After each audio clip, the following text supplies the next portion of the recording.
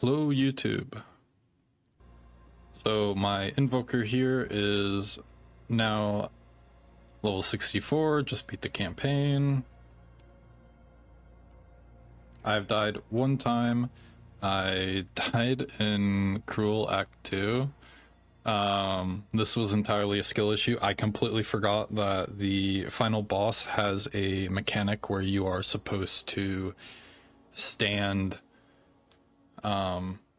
behind whatever her name is while like a sandstorm mechanic happens. I completely forgot that was a thing, and in a blink of an eye I was dead. So completely on me for that death. But other than that, Invoker is absolutely insane. There's so much quality of life and tankiness like just naturally built into this ascendancy. Like the more I look at it, the more I'm just like, what the fuck? So like your minor node here gives you 15% increased evasion rating and maximum ES. Like what? And then this gives you 20% increased evasion. What? Like you just naturally gain way more like total hit pool for building quality of life. Like that does not make any fucking sense. Additionally, you get like magnitude of shock here. I get a little bit of magnitude of shock from a jewel. So it's 30% increased magnitude of shock. Pretty insane in my opinion. So I'm dealing more damage than the chayula just inherently because of like magnitude of shock. It's kind of just insane, like the sheer quality of life. I'm testing out getting Snowpiercer here. The main reason is honestly the intelligence combined with the cold pen. I think potentially pathing up here instead of using these 3 travel points and then picking up exposed to the cosmos is more worth it in like the late game. But currently I'm using it mostly for like intelligence to help with like attribute stuff. But basically I could path up here. I would lose the int, but then I gain an additional node. But 1 point is not worth 10 int, it's only worth 5 int. So yeah, I will be going crit as the character levels up more. I'm going to be getting thin ice and heavy frost here. I don't think I'm going to take Sunder My Enemies. What I think I'm going to do initially is grab and protect me from harm first, and then pick up Unbound Avatar later. I may swap this. I do not know for certain, but I may swap Unbound, or I may swap and protect me from harm for Unbound Avatar just to have like more bossing DPS until I get Uber Lab. I may go for Meditate down the road and go like a CI Invoker, but for the time being this is just what I'm doing. Very standard Ice Strike style tree. I wanted to like experiment with some other skills like later on, but for the time being I'm just gonna stick with Ice Strike. Like if it ain't broken, don't fix it. And I mean Ice Strike is kind of broken, but in different ways, but like it's a playstyle I'm familiar with. I did not use Charged Staff up until like halfway through Act 3 Cruel. So Charged Staff is like absolutely not required if you're playing Invoker. It just gives you like insane more like flat damage, and each individual hit will trigger the Tempest spell. So like every time you attack you basically gain wherever it is, you basically gain like an extra like 2,000 flat damage, and then on top of that you gain an additional like 5,000 flat damage from the Tempest spell. And then yeah, you can more consistently apply shocks to the Tempest spell. It's just insanely busted as an Invoker. So I think the proper play with Invoker is if you're using a cold skill you go the Thunder, and if you're using a lightning skill you would then go I am the Blizzard. That way you're consistently getting like your freezes and your like chill, and then you also get like magnitude of chill, stuff like that. And then yeah, it just seems logical to do whatever you're not building into, because no matter what you're pretty much just going to be ignoring resistances no matter what, whether you go heavy frost or you go with Sunder My Enemies. it's like no matter what you do, you're just going to be ignoring resist. So just pick up whatever damage type you don't have a lot of, so you can more consistently apply those ailments both to your bell to increase your damage, and then obviously to the boss to increase your damage. So that's my own thoughts about it, and I think picking up these two nodes is like a no-brainer. Like it's kind of mandatory in a sense. Additionally, if I can get enough decks on gear, or like if I drop the Hands of Wisdom in action, I can just drop these points entirely, and then this pathing becomes even more efficient. The pathing down here, while being inefficient, it does just provide you so much stats, and then you get attack speed and quality of life. I don't know if coming down here for Reaching Strike and Rapid Strike is worth it. I've seen some monks come all the way out here for like Critical Exploit and Echoing Frost, or like Echoing Thunder, like picking up this wheel, and I think that might actually be a lot better in like the late game. Some things that I want to fit into the build currently, I am utilizing this chest, the Dancing Mirage. This is absolutely insane as soon as you can equip it. The reason why this is insane is, number one, it's giving me 30 flat spirit, well 31 technically, from the Invoker node. So I took this first, and the Dancing Mirage, the less damage taken if you have not been hit recently, really helps against like white mob slam skills. And then the 100% increased evasion rating if you have been hit recently. This works insanely well with Wind Dancer. So the 18% more evasion rating, I get hit once and my evasion basically stays the exact same. So it's really, really, really nice, because typically with the entropy system and how Wind Dancer works, this just slowly like deteriorates. And pretty much any chest that I picked up off the ground, identified that was rare, never could beat this chest in a million years. So even though it has no life on it, it is still insanely good.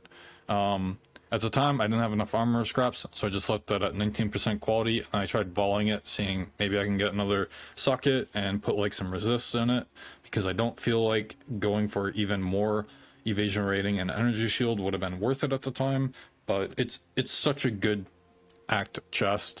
And then bum rushing out here for bestial skin, and then all this evasion rating. At one point in time, I was at like 89% evasion rating while leveling, and that felt super comfortable. So just inherently way tankier than the chayula while leveling up through the axe, and you have way more consistent shocks with I Am the Thunder, like insane consistency.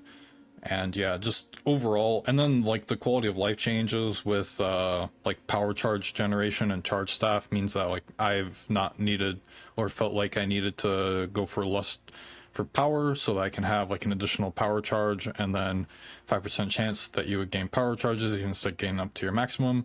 So power charge consistency after the change to Combat Frenzy has been just huge quality of life for the build. So the ores that I am running, in case you missed any of it, is Herald of Ice with the Herald of Ice ring for shatters and AoE, Wind Dancer, Ghost Dance, and Combat Frenzy. And the last support that I want to try to shoehorn in here is either a cast on freeze or a cast on shock. I have Winter set up. I believe that would be the best for single target, and then it would allow me to put cold exposure and all that stuff on the projectiles from the Eye of Winter. The Eye of Winter would then also apply critical weakness, and then I can drop Frost Bomb for something else. What that other thing will be, I have no clue at the current time. I do not know if I would have enough spirit. So because this gives me basically 30 spirit, I believe a chest like this, I'm not level 65 yet, I will be, but I believe a chest like this should give me a lot more. Probably around like, I would say maybe 90 to like 100-ish. So I may be able to not just put in like a cast on shock or something like that, or invocation or whatever, I may be able to get an additional reservation out of this, and if I can, it's probably going to be the overflow for ES, whatever it's called, Grim Feast. That seems like the optimal play, just to help with the defenses of the character. Currently, I'm going to be going hybrid. I'm using a non-crit stick. I'm just using like a lot of gear that I had left over from like just farming and playing out the campaign. I believe these gloves were just like gloves that I had naturally dropped that had int, some resists. They ended up working out well for me. This ring I crafted during the campaign, and it is absolutely insane. It has rarity, it has all attributes, or all resistances, sorry. Then like a small amount of like flat lightning that early on definitely helped with the shock consistency. And yeah, just absolutely insane ring. It's really hard to beat this ring, to be completely honest. Like all these stats, if they were just like on a higher tier base with higher tiers themselves, would be borderline irreplaceable in my opinion. And like this is not something that I want to like even chaos orb, because the odds are that it would upgrade is just zero chance. And like this amulet, the implicit doesn't do anything for me, but every other mod is nice quality of life for the campaign. And then I anointed sharpened claws. I used the where is it? The mana amulet, the everlasting gaze here for majority of the campaign. Yeah, just really nice, and basically means that you do not need to give a single shit about mana flasks, mana regen, mana cost. You can jeweler orb like all your skills if you really wanted to, and just make the campaign super easy up until like cruel, where you really want to just get a better amulet with like life and whatnot on it, just like this. So that's what I did, and I anointed both with sharpened claws. Sharpened claws is just 25% increased attack damage, and that just free damage, so why not? So currently the tooltip on the Ice Strike is 16k. It is linked with Martial Tempo, Ice Bite, and Primal Armament. I don't think I'm gonna go with the you repeat the third strike for probably a majority, because third strike for whatever reason does not actually like trigger the charged staff, so I'm not gonna use it. I'll probably end up using something completely different. Let's get a map in. Let's just do like T7 as like the very first map. Let's just do a breach, because why not? Ooh, I don't like any of these layouts.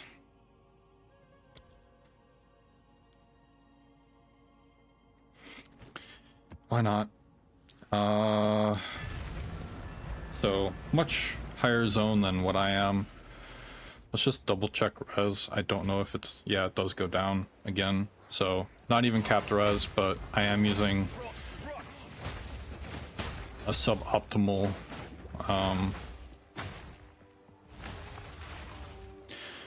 so used to like different buttons. Suboptimal body armor. The one con in comparison to Chayula is that I actually have to think about chaos res. On Chayula you kind of just get like 20-30% and then never have to think about it ever again. So that's the one con. But like my damage is going to be more than enough.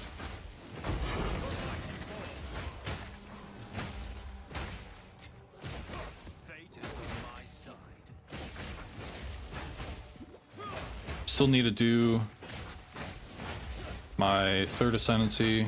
I'll do that after like the res is fixed and all that. Not gonna try to play around it yet. It should be a piece of cake because I have a lot of like max honor resistances and whatnot.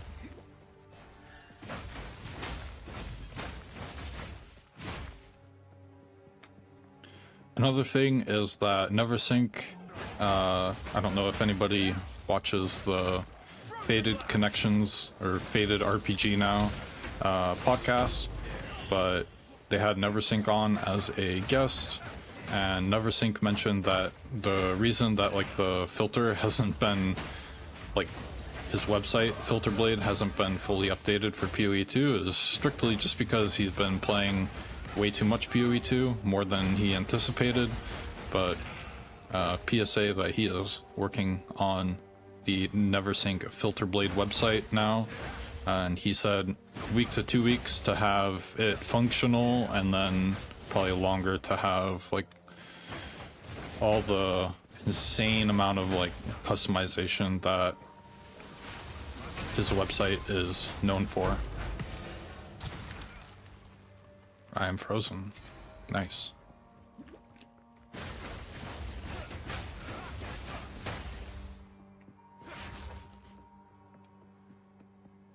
I expect to be completely flying through levels with all the different gear and whatnot.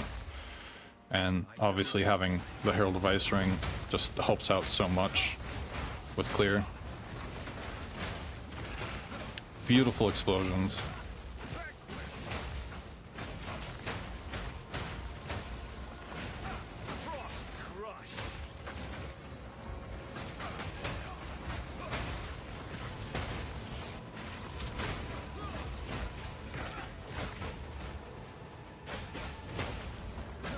Oh, another thing is that Lazy Peon, he did a new video. I admittedly don't watch a lot of Lazy Peon. I know a lot of people like his content. He kind of just gives a lot of games like the old college try, so to speak, and then gives us 2 cents on them. He actually came up with a pretty clever strategy with Breach of like putting your portal on one side of the, like where the breach should expand to, and then clearing out like the opposite side. And I really like that idea, but I don't feel comfortable with my current resistances and everything, even in a semi-low tier map, to be doing that kind of nonsense, because it does result in like really good clear speed if like your character doesn't have all the mobility in the world, but the risk versus reward is pretty high.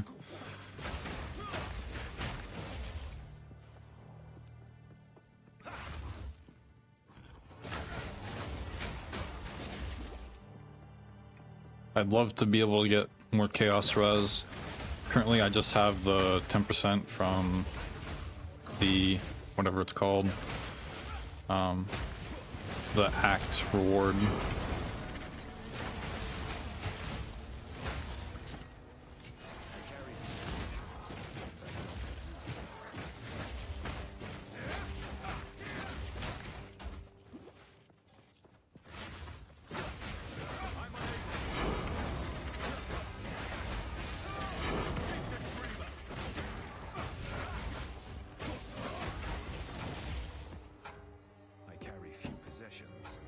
So yeah, 2 full levels out of 1 map. Pretty good. Should be able to fly through the levels really fast.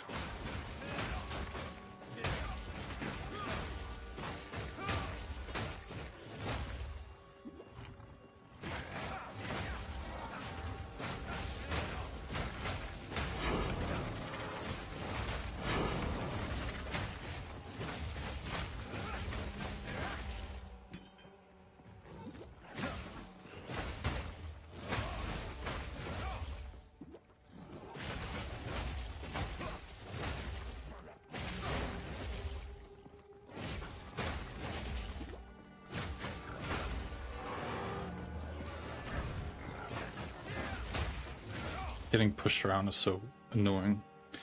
Anyways, that's gonna be it for this video. I'll catch you up in the next one. See ya. Peace.